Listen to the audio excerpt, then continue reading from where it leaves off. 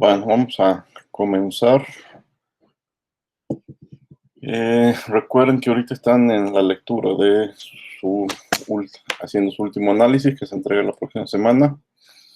Y qué más, me acaban de entregar una tarea. No hay nada más pendiente más que la lectura, ¿sí?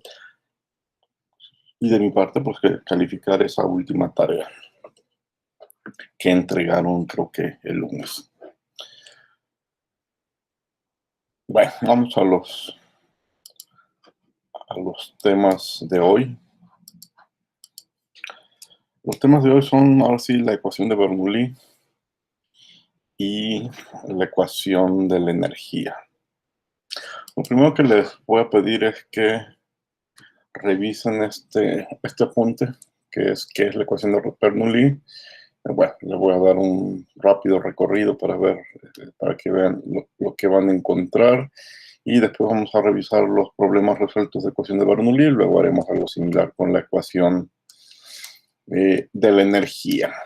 Dice, bueno, este punto dice que la ecuación de Bernoulli es una ecuación que te da los poderes para analizar un fluido. Bueno, eso de los poderes habría que especificar lo que se refiere. Un fluido que fluye de arriba a abajo a través de toda clase de tubos distintos.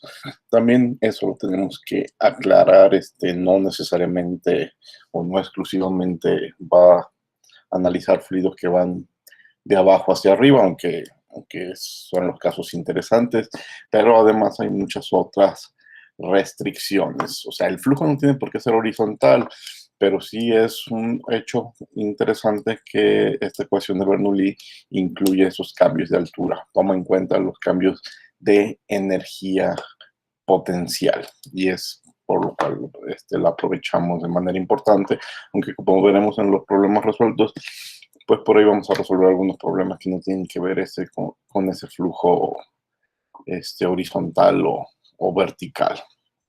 ¿Cómo se deriva la ecuación de Bernoulli? Pues se deriva con la ecuación de la energía. Es una versión, es una simplificación de la ecuación de la energía, pero pues hay que ver qué suposiciones se está haciendo en el balance de energía para que se llame ecuación de Bernoulli.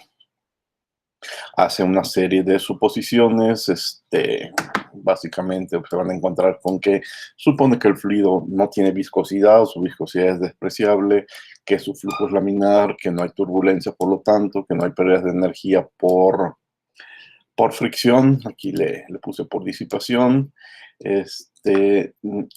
En realidad nada de esto es cierto en un problema real. Todos los fluidos tienen efectos viscosos, tienen viscosidad y hay que tomarlo en cuenta, pero bueno, hay algunos problemas donde esos efectos podrían ser despreciables, ¿sí?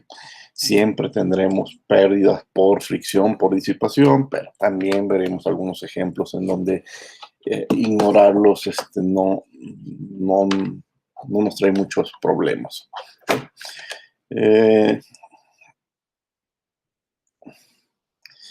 Un problema general que podemos trabajar con ecuación de Bernoulli es el que vemos de un conducto en donde luego tenemos una disminución o un aumento de la velocidad. La velocidad en la zona de área grande es diferente a la velocidad en la zona de área pequeña. Si el flujo es un flujo másico constante, también podría haber efectos de la energía potencial. Y habría que analizar qué tipo de trabajo se está haciendo, ¿sí? Y el tipo de trabajo que tenemos que considerar es el de inyección, el trabajo PdV. Ustedes saben que todo trabajo es fuerza por distancia y la fuerza es presión por área, pero todo esto lo podemos dejar en función de la velocidad y nos queda lo que llamamos el trabajo PdV. El principio de Bernoulli nos dice que a lo largo de una línea de flujo, línea de corriente, como las que vimos cálculos la clase anterior, las regiones de mayor presión tienen una menor velocidad de fluido, las regiones de menor presión tienen una mayor velocidad del fluido. Ese es el principio de Bernoulli. Y la ecuación de Bernoulli básicamente es esta ecuación que estamos viendo aquí. Calculamos una diferencia de presiones, una diferencia de energías cinéticas y una diferencia de energías potenciales. Como ven, aquí no hay ningún término que tenga que ver con las pérdidas de fricción. Aquí tampoco tenemos ningún término que tenga que ver con flujos de calor. Aquí también no tenemos ningún término que tenga que ver con trabajo mecánico. Solamente caídas de presión. Solamente, déjenlo ir marcando, solamente caídas de presión, solamente cambios de la energía potencial. Obviamente es el cambio entre la posición 1 y la posición 2 y solamente cambios en la energía potencial. ¿Cómo se puede derivar la ecuación de Bernoulli? Como decía, hacemos un balance entre un punto que podemos llamar de forma sencilla el punto 1, el inicio de nuestro problema, por donde primero pasa nuestro flujo, y un punto al final de donde nos interesa hacer el balance, que llamamos el punto 2. Entonces, hay diferencias de velocidades entre el flujo que pasa el punto 1 y el que pasa el punto 2, por lo tanto, hay diferencias de energía cinética. Hay diferencias de altura, por lo tanto, hay diferencias de energía potencial y hay diferencias de presión, por lo tanto, también se establece un delta P entre ambos puntos. Y es el balance que hacemos. Como no hay fricción, como no hay otro tipo de interacciones energéticas, pues la suma de esas diferencias es igual a 0.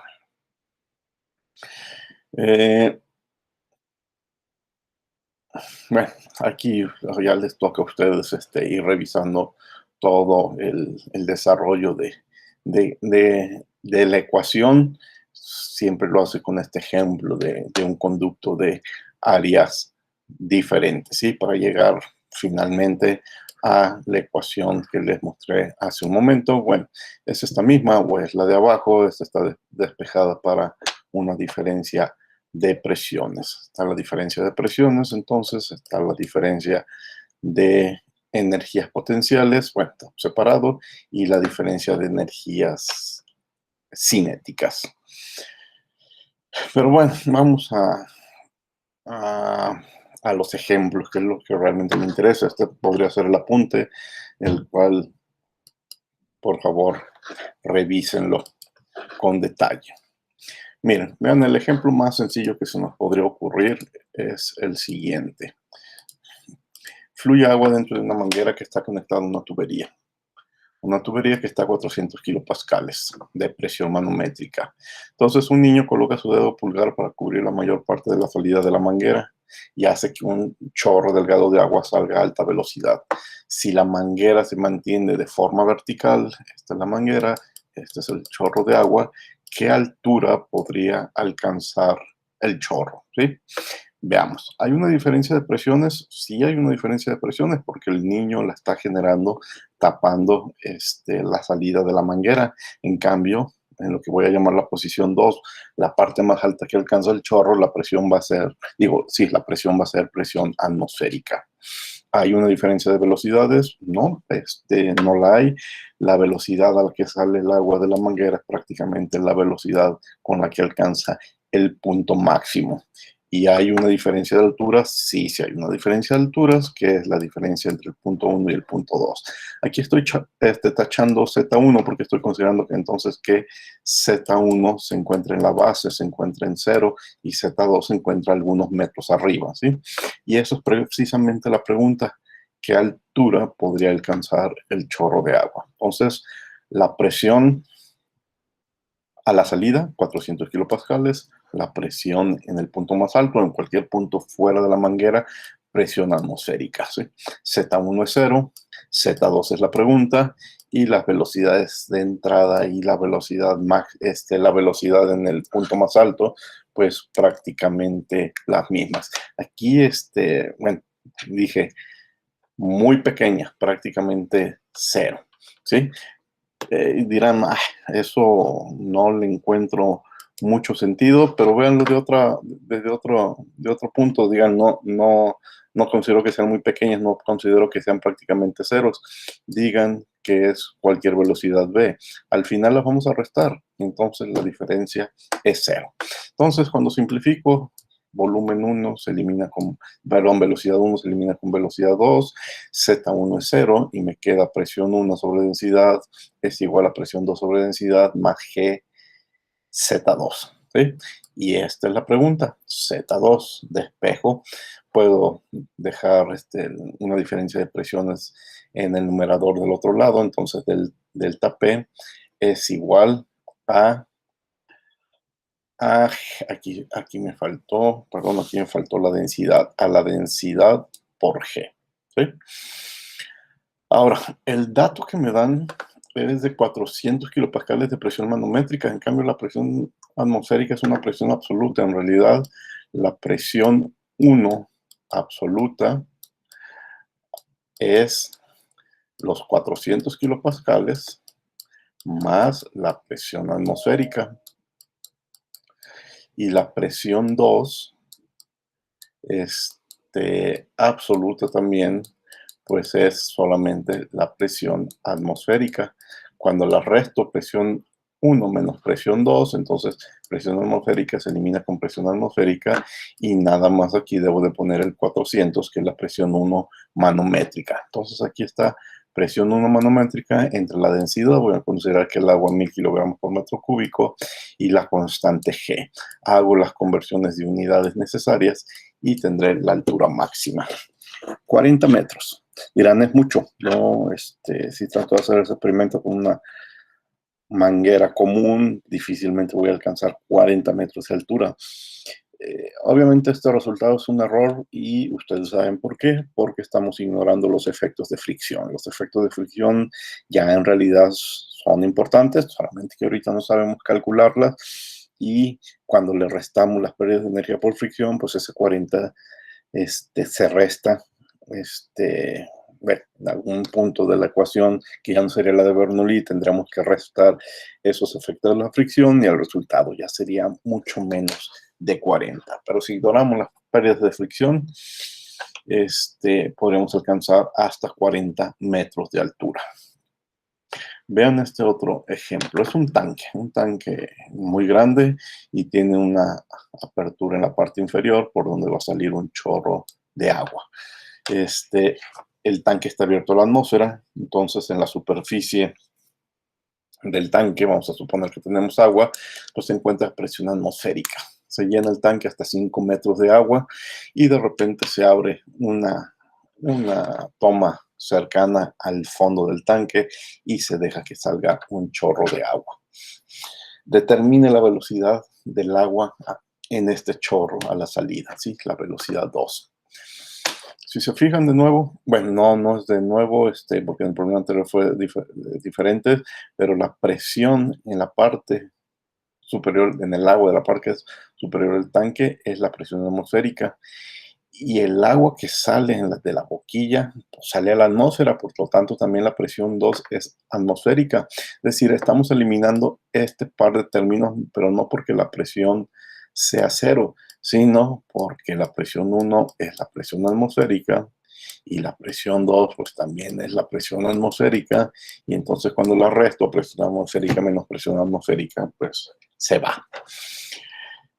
La velocidad 1 se refiere a la velocidad a la que baja el nivel del agua en el tanque. Si es un tanque muy grande, 5 metros de altura, pues respecto a la velocidad a la que sale el agua por una boquilla de diámetro pequeño, pues es muy baja, ¿sí? Entonces podemos hacer la aproximación de decir que esa velocidad es aproximadamente cero, ¿sí? No es cero. El nivel del agua baja con el tiempo, pero es una velocidad muy baja respecto a velocidad 2. Y velocidad 2 pues, es precisamente la pregunta. El punto 2 se encuentra en la base del problema, vamos a decir a 0 metros, y el tanque tiene 5 metros de agua, entonces Z1 es 5, ¿sí? Y Z2, pues, de nuevo, prácticamente 0. no nos dicen exactamente su posición, solamente nos dicen una toma cercana al fondo, bueno, pues decimos prácticamente es 0. Entonces presión 1, presión 2 es presión atmosférica, pues la única variable que nos queda por despejar es velocidad 2. Eh,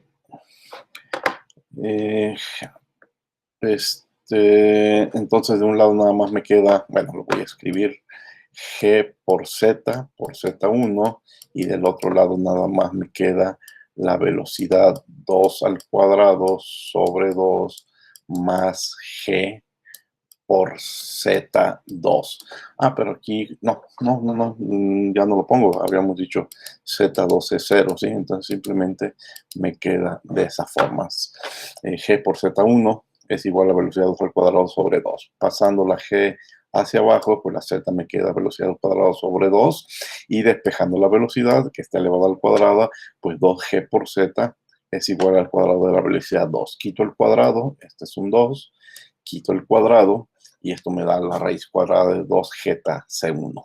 Entonces 2 por 9.8 por 5 me da la velocidad a la que sale el agua del tubo inferior. Y esta ecuación tan sencilla de este experimento, también tan simple, tiene un nombre, la ecuación de Torricelli. Ahí ustedes pueden en los libros de física buscar este experimento, y es el experimento de Torricelli, y así nos damos cuenta que para un depósito de 5 metros de altura de agua, la velocidad va a salir a 9.9 metros sobre segundo. Vean, en este tema algo muy interesante. El diámetro del tanque nunca me importó. Lo único que me importan son las alturas de agua. Lo vertical es lo que importa. Lo horizontal puede ser el agua que quieras. Eso no tiene efecto sobre la velocidad a la que sale el agua de la boquilla inferior. Y les repito, la ecuación coincide con lo que se conoce como la ecuación de Torricelli. Este problema es muy interesante, es el de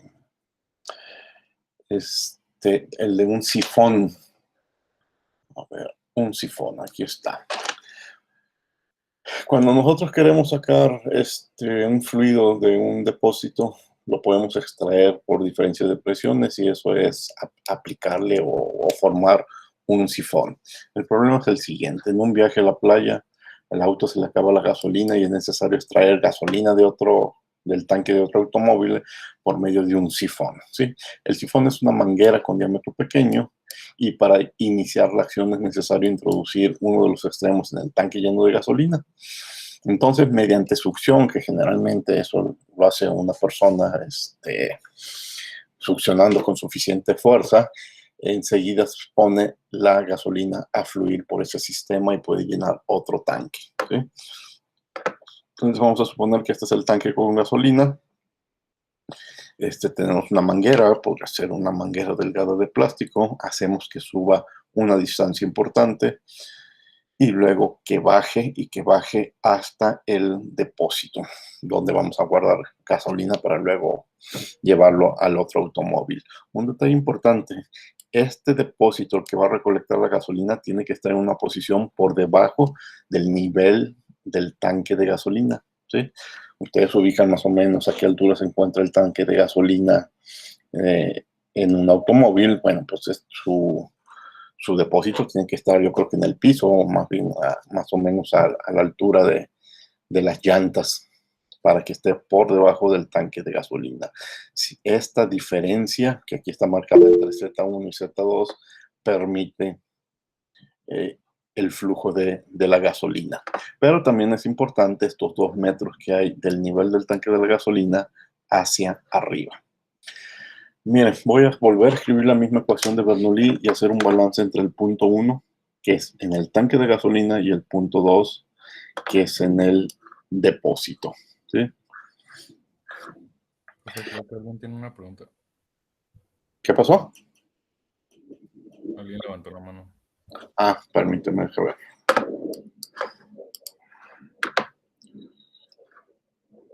ver. ¿Quién pregunta algo?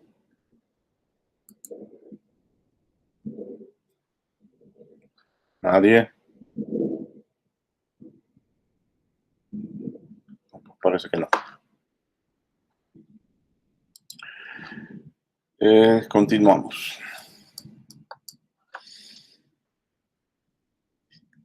El tanque de gasolina está abierto, el depósito donde vas a guardar la gasolina también está abierto y por lo tanto sus presiones son atmosféricas, ¿sí? De nuevo los términos de presión se eliminan. Luego,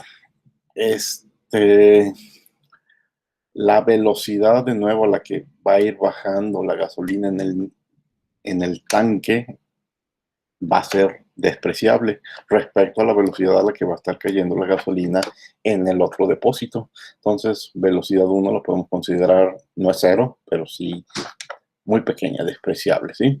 Mientras que la velocidad 2, pues sí es importante. Y es precisamente lo que nos va a permitir responder la pregunta. Por cierto, la pregunta es, yo quiero llenar un depósito de 4 litros de gasolina, ¿en cuánto tiempo lo voy a hacer? Las alturas obviamente son diferentes, ahí les decía, es obligatorio para que funcione el sifón y hay 0.75 metros, 75 centímetros entre el depósito y el tanque. Entonces, lo que hacemos cero, que son estos cuatro términos, nos lleva de nuevo a la ecuación de Torricelli. Y vuelvo a despejar la velocidad. Bueno, aquí no alcanzó a salir en las unidades y obtenemos que la velocidad a la que cae la gasolina en el depósito es 3.83 metros por segundo. Pero para saber tiempo yo tengo que saber caudal y área del tubo. Entonces, en alguna parte del problema me dicen que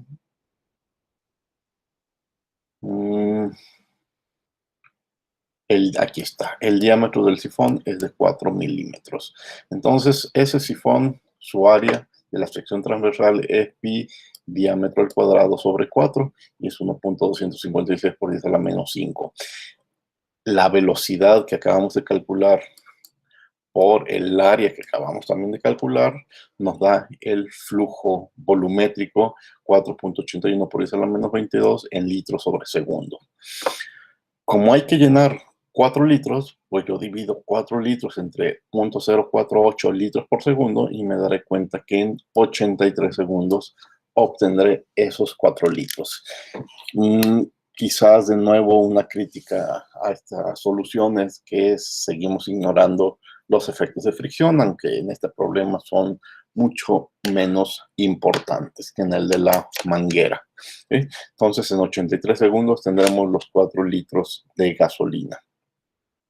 La segunda pregunta es, ¿cuál es la presión en el punto 3? Aquí arriba, obviamente, esto es tubo cerrado y aquí hay una alta presión. No es presión atmosférica. Aquí está abierto la atmósfera, aquí abajo también está abierto la atmósfera, pero en el punto superior no está abierto la atmósfera. Entonces puedo hacer un balance entre el depósito 2 y el punto superior. Entre el depósito y el punto superior hay 2.75 metros. Vuelvo a plantear la ecuación de Bernoulli. Ahora sí, las presiones son diferentes, pero las velocidades son prácticamente las mismas. Este es el cero de la parte de abajo en el tanque y esta es la altura máxima que habíamos dicho que es de 2.75 metros.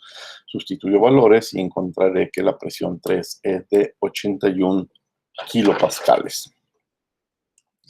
Creo que hace un momento había dicho que tenemos una alta presión. No, tenemos una altura importante que es necesaria para que se forme el sifón, pero ahí la presión es menor, 81 kilopascales, si no, no podríamos tener el flujo. El cálculo, bueno, la presión atmosférica, 101.3 kilopascales, como se dan cuenta el resultado es menor. La densidad de la gasolina, la constante G y la altura de 2.75, hacemos las conversiones de unidades necesarias y encontramos 81 kilopascales. ¿Por qué este cálculo es importante? Porque si la presión en el punto 3 es muy baja, podríamos llevarla incluso a que coincida con la presión de saturación, no, perdón, la presión vapor del gas, y podría haber ahí un problema de lo que llaman de cavitación. Se podría aquí hacer inflar la manguera con la expansión del gas y hasta incluso podría reventar la manguera. Entonces sí hay que controlar la presión. Mientras más alto es mejor para el proceso, pero también hay que cuidar la presión vapor a esas condiciones. Un último problema, hay un tipo de medidores de caudales que utilizan el principio de Bernoulli. Uno de ellos es el tubo de Pitot. Fíjense, esta es una tubería, la tubería principal, lo que estoy marcando de verde, es la tubería principal que lleva agua, ¿sí? Una tubería que lleva agua, ¿sí? Pues yo quiero saber cuál es el caudal del agua que lleva. Entonces, en un punto, yo hago una incisión y coloco un tubo, no muy grueso, un tubo delgado, en L, una L, ¿sí? Y lo adapto en un punto de la tubería. A unos pocos centímetros de ese punto, coloco otro tubo que me va a servir como de manómetro y voy a hacer un balance entre el punto 1 que está en dirección de este manómetro y el punto 2 que es a la entrada del tubo de Pitot, así se llama esta L que hemos incrustado en la tubería, ¿sí? Y voy a hacer medidas entre el punto 1 y el punto 2. Y dirán, ¿y qué voy a medir entre el punto 1 y el punto 2? Fíjense, la presión en 1 es diferente a la presión en 2, ¿sí? Este es un manómetro, entonces la presión en 2 tiene que ver con esta altura de fluido, mientras que la presión en 1 tiene que ver con esta otra altura del fluido, ¿sí? Entonces, en principio, no están abiertos a la atmósfera y la presión 1 es diferente de la presión 2. La velocidad 1 es la velocidad con la que corre el agua por la tubería, ¿sí? La velocidad es 1 la que tenemos antes y la que tenemos después de este tubo de Pitot, ¿sí? Entonces, aquí va la velocidad 1. La velocidad 2 es prácticamente 0, ¿sí? Porque cuando se alcanza estado estacionario, el agua forma una especie de tapón dentro del tubo y sube el nivel del agua hasta un punto que tiene que ver con las presiones, ¿sí? Y ahí se estanca, entonces aquí ya no entra nueva agua, prácticamente aquí se forma un tapón. Entonces esa velocidad del agua en el punto 2, pues prácticamente es 0, ¿sí? Y Z1, Z2, estoy haciendo mi balance prácticamente a la misma altura. La altura del punto 1 es la misma altura que el punto 2, entonces no me importa cuál es, son iguales, se eliminan, ¿sí? Entonces despejo la velocidad 1. Velocidad 1 al cuadrado es delta P sobre densidad. Simplifico. Bueno, pero ¿cómo puedo simplificar? Lo que aquí tengo en el brazo izquierdo, en el brazo derecho prácticamente es un manómetro. En la presión 2 es H1 metro de fluido más H2 metros de fluido más H3 metros de fluido. Y aquí está H1 más H2 más H3. Y en cambio, H1 es del centro de la tubería a los límites de la tubería. Es decir, H1 coincide con el radio de la tubería. Luego, H2 es la altura de este manómetro desde la superficie de la tubería hasta donde suba el fluido. Y H3 es desde ese punto hasta la parte superior, pero en el otro tubo, porque el otro tubo va a subir más.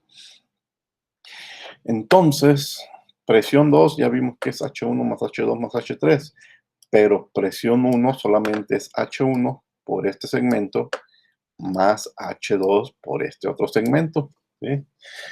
Todo esto es manómetros, que ya pasamos por ese tema. Pues entonces H1 se elimina con H1, H2 se elimina con H2 y me queda nada más H3. Fíjense que al final lo que determina el caudal es nada más esta altura, H3. Despejo, no es la ecuación de Torricelli, pero es muy parecida. Bueno, al final sí prácticamente es de nuevo la ecuación de Torricelli. Vuelvo a despejar la velocidad, está el cuadrado, entonces una raíz cuadrada de 2GH3. Bueno, aquí nos daban algunos números, si H1 fuera 3, si H2 fuera 7, si H3 fuera 12. Entonces nada más simplifico el 12 centímetros, 0.12 metros, y tendré la velocidad del agua en la tubería. Velocidad. Al principio les dije, este va a ser un método para medir caudales. Bueno, para medir caudales, para medir velocidades. Si yo quiero medir el caudal, pues ya nada más necesito saber cuál es el área de la sección transversal de la tubería principal. Entonces, área con velocidad, flujo másico es igual a velocidad en metros por segundos por el área en metros cuadrados, y el resultado ya sería el caudal másico metros cúbicos sobre segundos. Entonces, lo único, no lo hice porque no me dan los datos de la tubería, pero lo único sería medir el diámetro de la tubería, calcular el área de la tubería, multiplicar por el 1.53 y tendré el caudal másico del agua en esa tubería. Entonces, como se ve, como se dan cuenta, los problemas de Bernoulli, de ecuación de Bernoulli, son problemas bastante sencillos en los que me piden analizar los 6 términos, ¿sí? Elegir dos puntos entre los cuales sucede algo y ver qué pasa con la presión, qué pasa con la energía cinética entre ese par de puntos y qué pasa con la energía potencial. Y así es como hemos aplicado la ecuación de Bernoulli en estos 4 problemas. ¿Preguntas?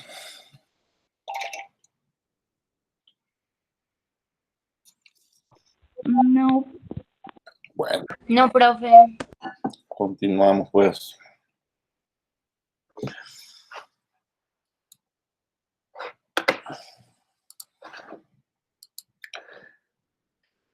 Este segundo apunte, también nomás lo voy a pasar rápido, ya a ustedes les encargo que lo lean, lo que tiene que ver con la ecuación de la energía. Esto posiblemente sea muy repetitivo para ustedes porque la mayor parte de lo que está escrito en este apunte, pues ustedes ya lo saben de las primeras clases de termodinámica. Supongo que todos ustedes están tomando termodinámica a la par de introducción a los fenómenos. Díganme, ¿así es o no es así? No, profe. ¿Por qué no, Natalia? Porque ya la tomé el año pasado.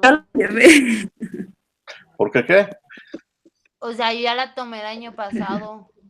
Ah, bueno, ok, está bien, sí. Ah. Lo que se me hacía raro es que no la hayan tomado, que estén esperando al siguiente semestre después de fenómenos, no. Sí, sí es cierto, están las dos posibilidades, que la estén tomando ahorita a la par o que ya la hayan tomado. Entonces, muchos de ustedes ya la tomaron, ¿verdad? Sí, ya. Bueno, entonces, con mayor razón ya saben de qué se trata. Sí, sí es cierto, pueden ser las dos posibilidades que la hayan tomado el semestre anterior.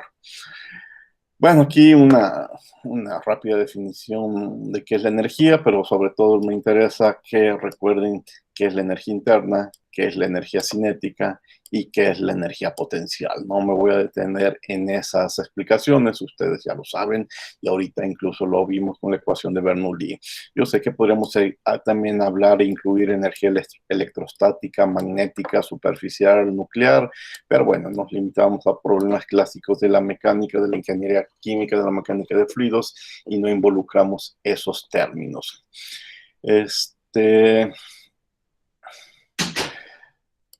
Hay 2 mecanismos de transferencia de energía.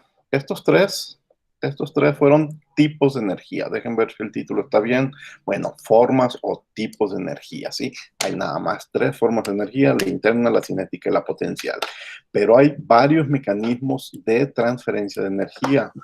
Una forma de transferir energía es colocando, es por medio de calor, ¿sí? El calor es un mecanismo de transferencia de energía.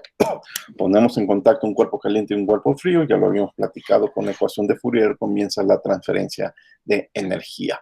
La segunda forma de transferencia de energía es el trabajo. Podemos hacer trabajo a favor, podemos hacer trabajo en contra de un sistema, pero hacer trabajo implica poner energía en movimiento. Entonces, el trabajo no es un tipo de energía, es un mecanismo de transferencia de energía.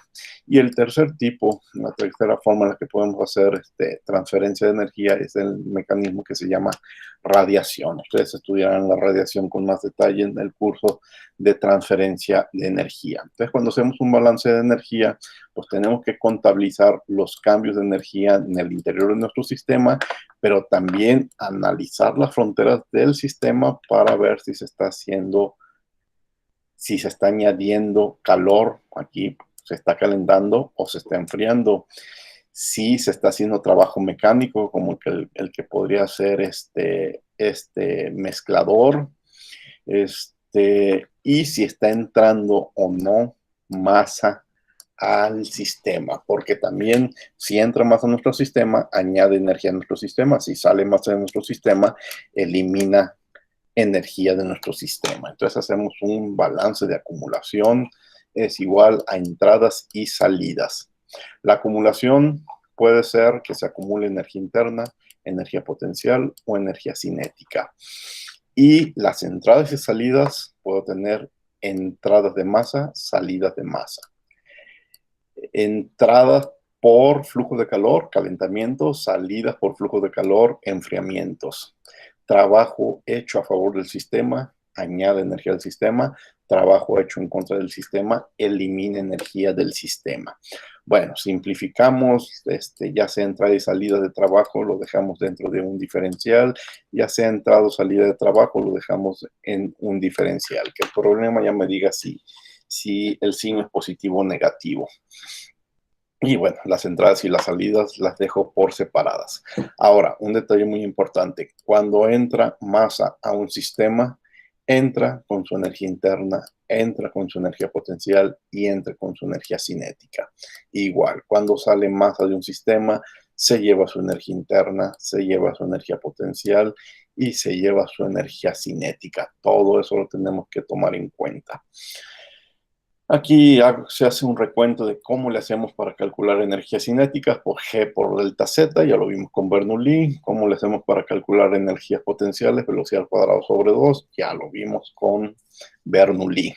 Y bueno, aquí también revisamos que no tenemos un medidor de energías internas, entonces tenemos que dejar la energía interna y ver pues, cómo lo resolvemos. Una opción es con capacidades caloríficas, una opción que ustedes aprenden en termodinámica.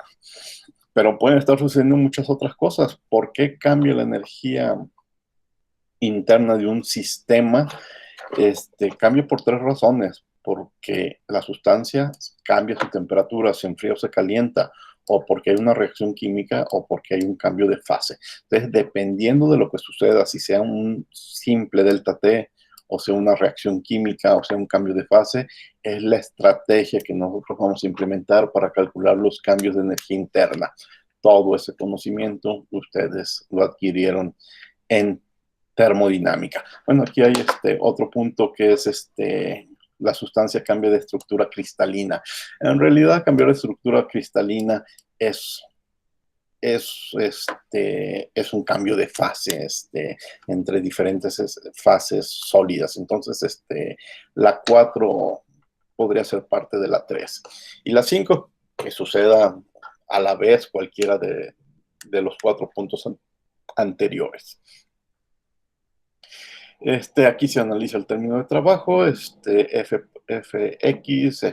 la F la puedo sustituir por presión por área, y área por dx la puedo sustituir por volumen, y aquí está el famoso trabajo menos PdV. Finalmente tomamos en cuenta el trabajo de inyección. Cuando nosotros añadimos masa a un sistema, lo tenemos que inyectar. Es decir, entre otras palabras, tenemos que invertir energía en añadir esa masa al sistema. Igual cuando nosotros queremos extraer una masa de nuestro sistema, tenemos que invertirle energía en expulsar esa masa. Yo siempre les he dicho, piensen en un experimento muy sencillo. Vayan a que le saquen sangre con una aguja. ¿Qué pasaría si les encajan la aguja y nada más? No hay una persona que esté succionando para que salga la sangre de sus venas. La aguja, la jeringa nunca se va a llenar. Se tiene que hacer un trabajo para llenar esa jeringa. El problema contrario, vayan a que les inyecten un medicamento.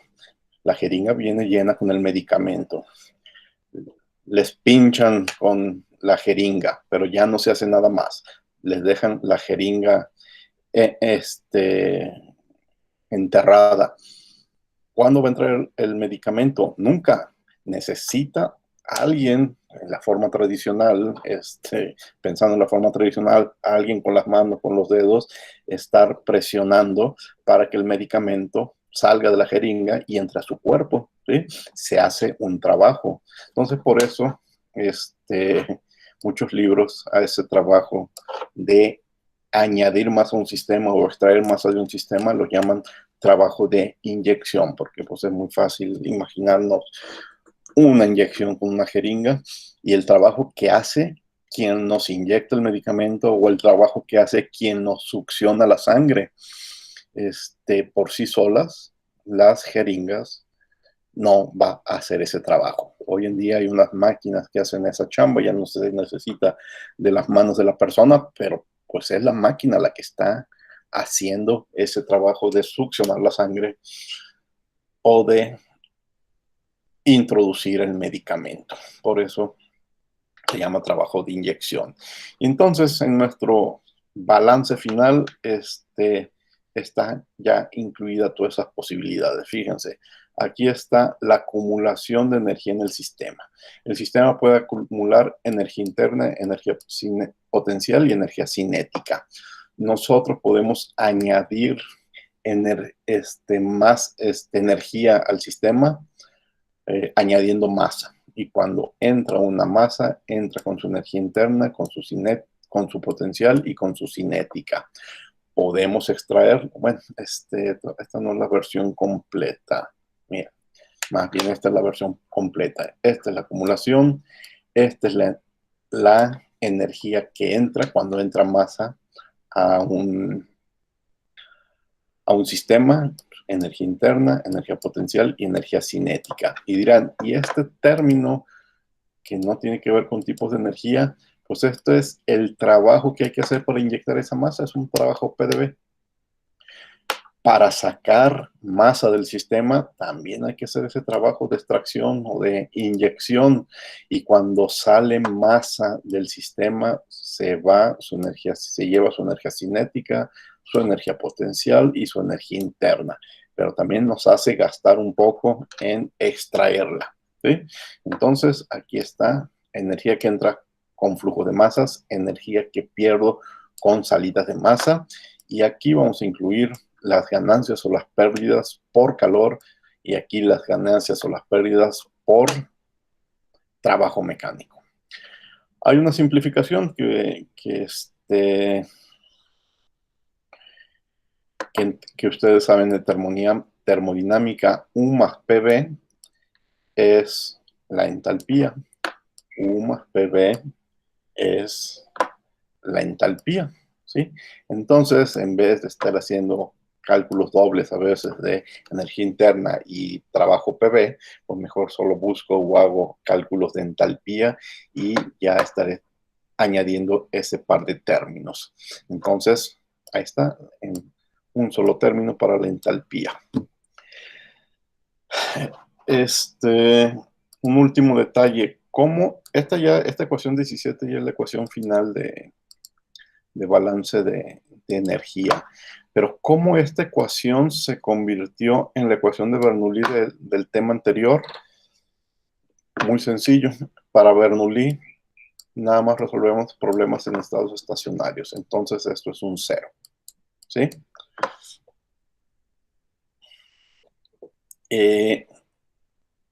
Para ecuación de Bernoulli no hay pérdidas o ni ganancias, no hay calentamiento, ni trabajo mecánico, ¿sí? En ecuación de Bernoulli solamente existe esta parte, ¿sí? Y entonces una se convierte en el punto 1 y otra se convierte en el punto 2. Y aquí está delta GZ, ¿sí? Este par y este par hacen, digo, este término hacen el delta GZ. Luego, dejen cambiar de color, este término y este término hacen el delta B al cuadrado sobre 2. ¿Sí? Y dejen volver a cambiar de color, y dirán, ¿cómo es que H, un delta H, se convierte en un delta P? ¿Sí? Porque en la ecuación de Bernoulli lo que yo tengo es un delta P. Este detalle interesante es el que les encargo que revisen. Otra de las características de la ecuación de Bernoulli es que solo aplica para fluidos incompresibles, como el agua, como los líquidos, ¿sí? Como los líquidos newtonianos. Entonces, ahí está algo que les encargo que revisen en el PDF anterior, como para el caso de fluidos incompresibles, eso del TH lo podemos expresar simplemente como una diferencia de presiones. Pero a partir de la ecuación de energía puedo escribir la ecuación de Bernoulli. Bueno, este es el apunte. Los ejemplos que les estoy dejando, son ejemplos resueltos ¿de qué libro? Del Sengel de mecánica de fluidos. Bueno, y eso me recuerda que tengo que regresar de nuevo a la ecuación general de la energía. Dejen borrar todo esto para hacer un comentario sobre es importante este comentario, sobre todo pensando en exámenes, es decir, del tipo de problemas que me interesa que revisen. El tipo de problemas que me interesa revisar en esta etapa del curso es el siguiente. Problemas en donde no estamos calentando ni enfriando, ¿sí?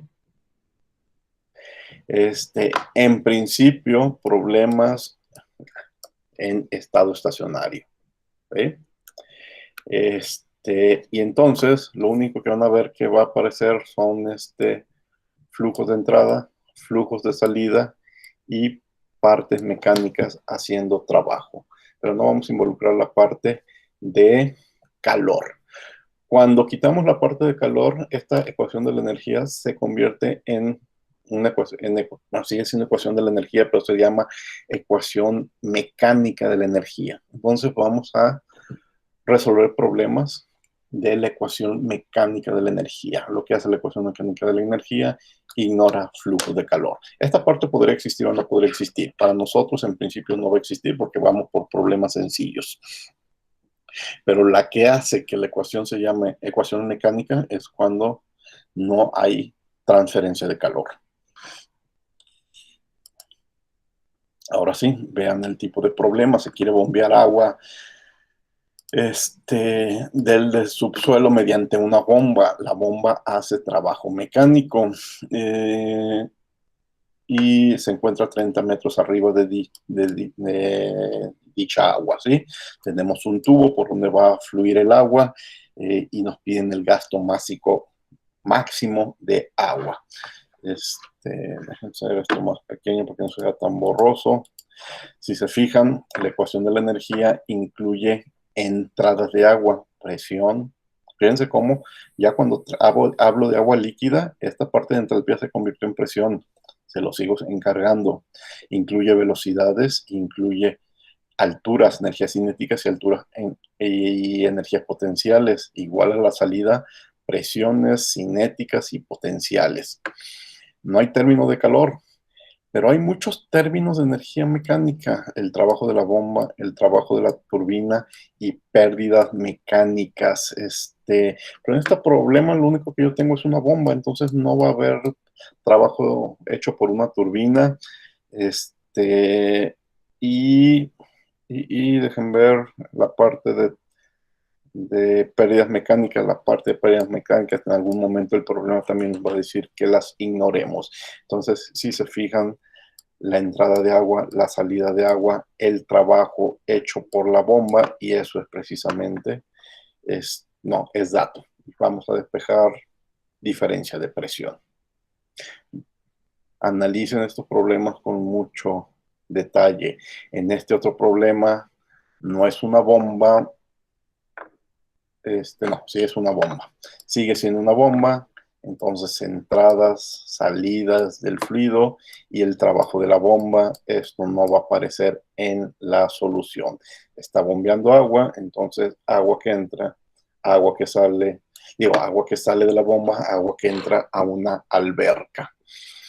En el tercer problema, más o menos lo mismo, no hay términos, no existe una turbina, no tomamos en cuenta las pérdidas mecánicas. ¿Qué es tomar en cuenta las pérdidas mecánicas? Tenemos que aprender a hacer cálculos de pérdidas por fricción, pero en este curso no las vamos a hacer. Esto lo dejamos en este punto para que el próximo semestre con sus profesores de mecánica de fluidos vean qué es lo que tienen que hacer para tomar en cuenta las pérdidas mecánicas. Aquí lo único que podremos hacer es que te pregunten las pérdidas mecánicas y las despejes, ¿sí? Pero aquí adentro hay muchas cosas, hay muchos detalles, muchas cosas que se van sumando, que se van tomando en cuenta y que le van sumando a las pérdidas mecánicas. Esa es chamba del curso de mecánica de fluidos. Entonces, pues simplemente aquí es analizar qué existe, qué no existe. No hay diferencia de presiones, no hay diferencia de velocidades, solamente hay diferencia de alturas, y la diferencia de alturas es lo que define el trabajo hecho por la bomba. Si aquí está el trabajo hecho por la bomba, prácticamente es la diferencia de energías potenciales. La ecuación se ve muy larga, muy aparatosa, pero la mayoría de esos términos, cuando vamos leyendo el problema, van desapareciendo. Igual aquí, es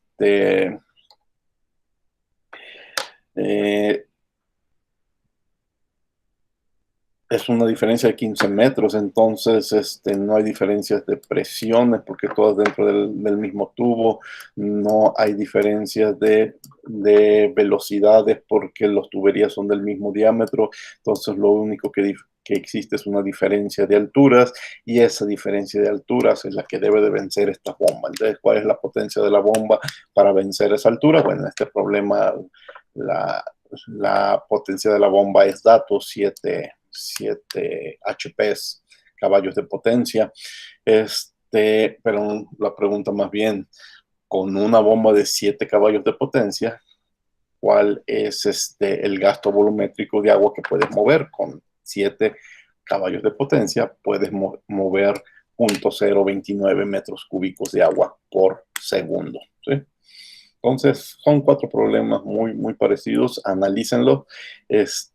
De los problemas que desde la clase anterior les estoy dejando como problemas resueltos, de ese tipo van a ser los problemas que podrían aparecer en el examen. Entonces, ahí les dejo esos problemas resueltos y pasen las recomendaciones, que no se queden aquí en la computadora, que los pasen a su libreta a mano, viendo cómo se hizo renglón por renglón, qué operaciones se hicieron. ¿De acuerdo?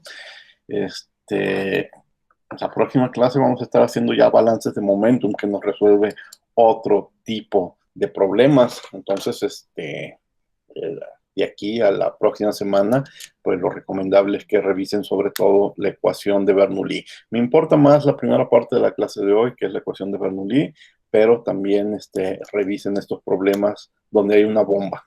No voy a involucrar problemas donde haya una turbina, ¿sí?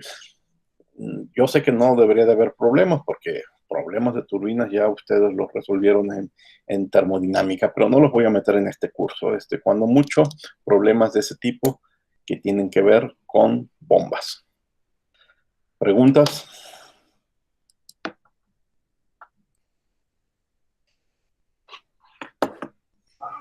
No. Bueno, pues esto fue los temas que traía para la clase de hoy. Ahora quisiera hacerles preguntas, pero del proyecto. Acuérdense que el proyecto es el lunes. Tienen todo el lunes para entregarlo. Pues ya todavía nos vamos a ver el lunes a las 3 de la tarde por si hay detalles. Y todavía tienen hasta la medianoche de ese lunes para subirlo.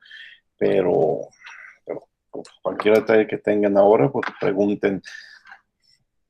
Por cierto, ¿cómo lo van a entregar? Dejen volver a presentar la pantalla, porque no sé si ustedes lo pueden ver en Classroom. Pero aquí en Classroom... no es cierto, no lo he puesto. No lo... Miren, si quieren lo hago de una vez. Voy a abrir un tema que se llama...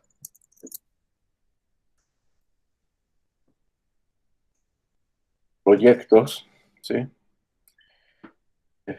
Este tema que se llama proyectos va a aparecer hasta en la parte de abajo por encima de análisis de artículos, ¿sí? Y entonces aquí van a aparecer 5 renglones, creo que sí son 5 renglones, un renglón por cada uno de los equipos, ¿sí? 5 renglones con el nombre de sus equipos. Miren, dejen hacer un ejemplo. A ver, díganme, ¿alguien el nombre de su equipo? SSB. ¿Cómo fue? SSB. SSB, sí. Entonces, SSB el proyecto se califica como proyecto semestral. Tienen de límite para entregarlo el 30 a medianoche. Va a aparecer entonces ese renglón, esa tarea en análisis de artículos, no, en proyectos. ¿Y quiénes son SSB, por favor? Sandra, Sara y Beverly. Sara, Sandra y Beverly. Sí. Ok, entonces estoy asignando esa tarea nada más a ustedes 3 y ya estoy creando la tarea, ¿sí? Bueno, al rato escribo unas instrucciones, ¿sí? Y ya aparece aquí. Entonces, como ven, esa tarea va a aparecer que ha sido asignada a 3 personas. No es necesario que las 3 suban los archivos del proyecto. Nada más con que una la suba es suficiente. Entonces, al final va a aparecer que una persona ha presentado la tarea y 2 sigue asignadas. No importa. Obviamente, yo lo único que quiero son los archivos. Voy a revisar y voy a calificar igual a los 3, ¿sí? Entonces, cuando vean la tarea, pues ustedes, bueno, no lo ven igual, pero ustedes tienen dónde subir archivos. Una de ustedes va a subir los archivos, ¿de acuerdo? Entonces yo ya los reviso, califico y pongo la misma calificación a las 3. Entonces, al rato, yo creo que hoy mismo va a aparecer renglones similares para todos los equipos. Va a estar asignada nada más a los miembros del equipo y ya ustedes se pondrán de acuerdo quién es el que sube los archivos. ¿De acuerdo? ¿Alguna pregunta? Sí, yo. Sí, dime. Había en los requisitos o la rúbrica de evaluación del proyecto, hay una que dice que es manual y que, según recuerdo nos había dicho que era para hacerlo como de las dos formas. Pues la explicación sí, pero era una con un software de análisis numérico y aparte manual, dice. Sí. Entonces,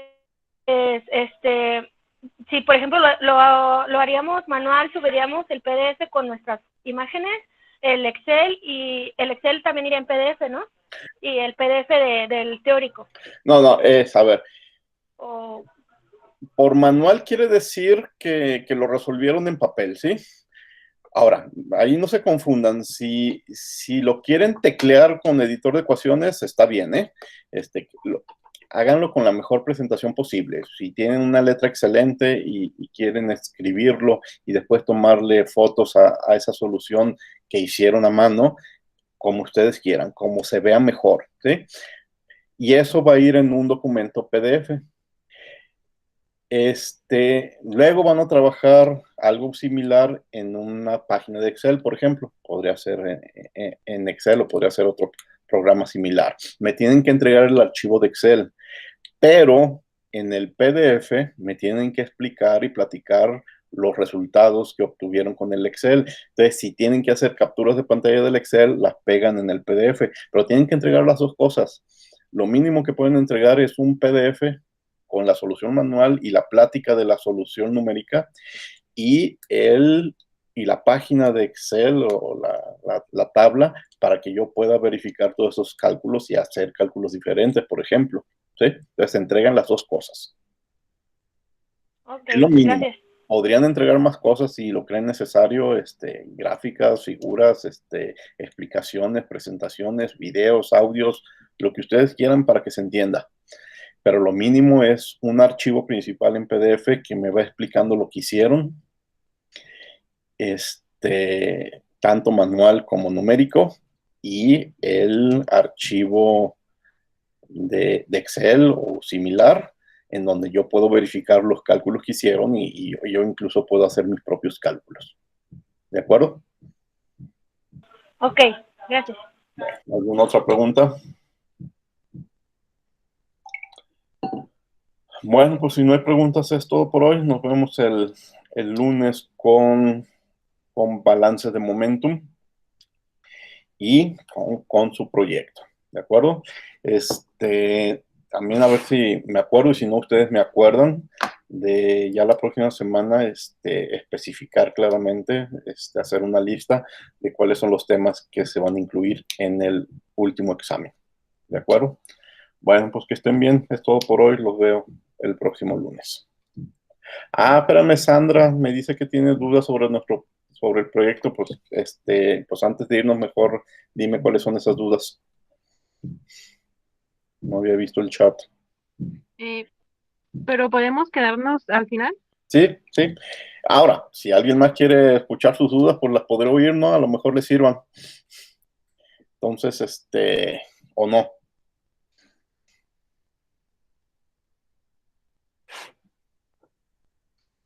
Pues sí. Ahí está. Bueno, la clase terminó. Quien se quiera salir, ya se acabó, pero quien quiera, hacer preguntas sobre el proyecto, pues díganme cuáles son.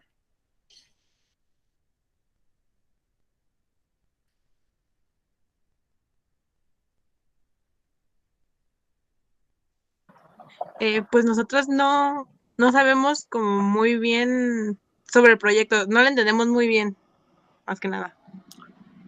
A nada. No le entendimos, sí, más bien no le entendimos muy bien al problema y pues hemos visto artículos y videos y todo, pero la verdad es que todo está como muy confuso para nosotras. O No sea, sabemos por dónde comenzar. o sea que están en 0 a 5 días del proyecto, cuando lo tuvieron 2 meses.